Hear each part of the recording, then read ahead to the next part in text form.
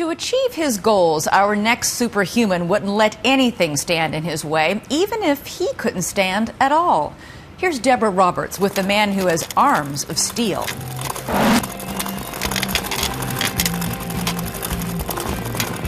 Somewhere in the breathtaking scenery outside Park City, Utah, a mountain climber trains, using only his arms. Your arms have got to really do all the work here, right? They totally do. That's pretty much it. That's my motor. His name is Chris Waddell, but when it comes to mountain climbing, you might call him Superman, since he refuses to be limited by his paralyzed legs. So I was on a climb one day and this thought just popped into my head. Well, I should climb Mount Kilimanjaro. No idea where it came from. I had no idea if it was possible. Kilimanjaro, Africa's tallest mountain, has most certainly never been conquered by a paraplegic. 19,000 feet. And nobody said to you, you're crazy? I think there were some people along the way, but I don't remember the people who said that I was crazy. How about mom and dad? My initial thought was, he's crazy, it's way too big, it's not going to be able to be done, just get a job, and then I can relax. Forget relaxing. Chris takes on 2 years of hardcore training, testing his stamina.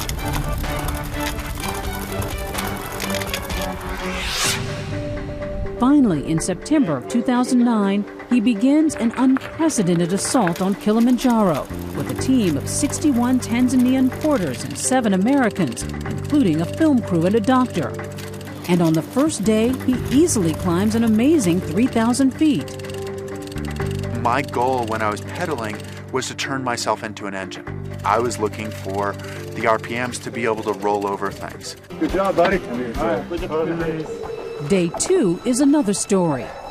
The trail becomes rocky. Porters throw down planks to smooth the way, but Chris powers through on his own. On day 3, he skips meal breaks and slowly pulls his way up to 15,000 feet.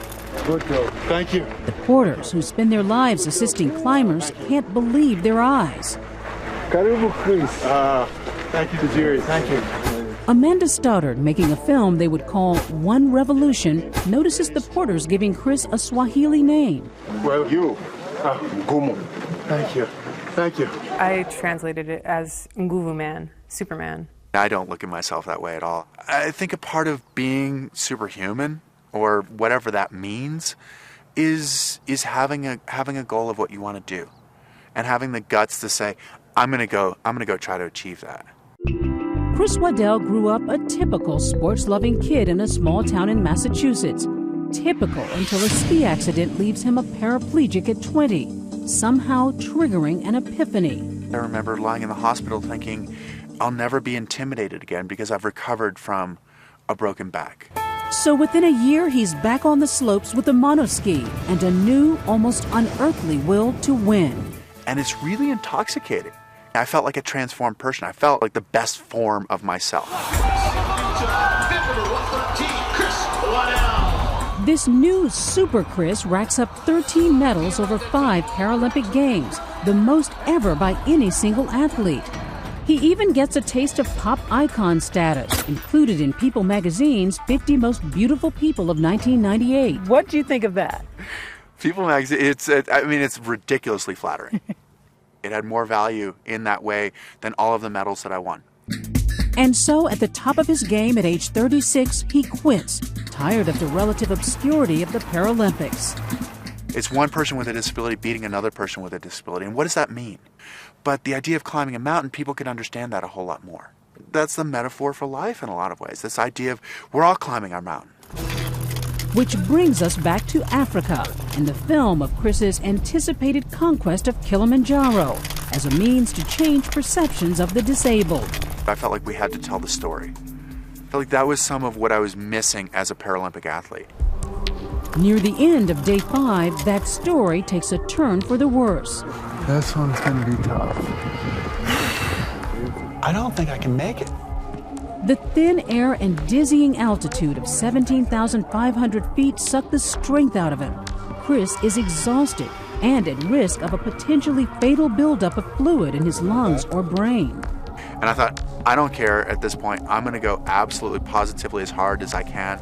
And it was almost out of body. I just kept clicking this thing over. But soon his wheels begin slipping. There's a little bit of gravel on the boards, and I just slip off. And I think, oh, this is just brutal. I've got to get back on the board. Inches take hours. Then, just 30 feet from camp, these arms of steel turn to rubber.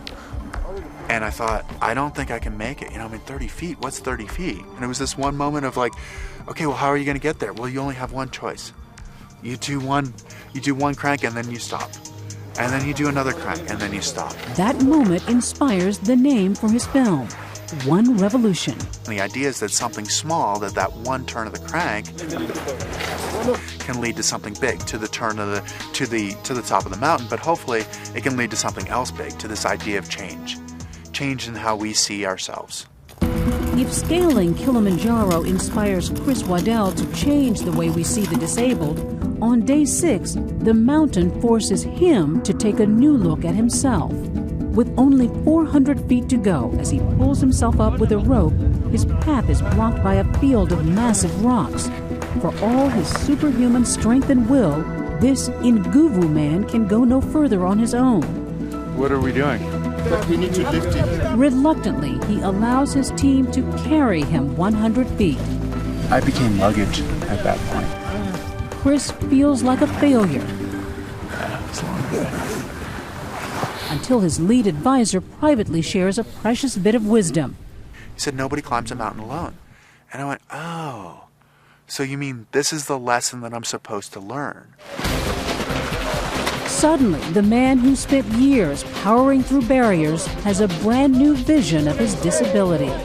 I didn't want to ask for help because that meant that I was that might be true, that I'm less of a person. But asking for help is ultimately the human thing. So you realized that you were successful. Yes, exactly. And sometimes our success is not what we intend. It's not necessarily what we plan. A magical awakening atop Mount Kilimanjaro at 19,341 feet.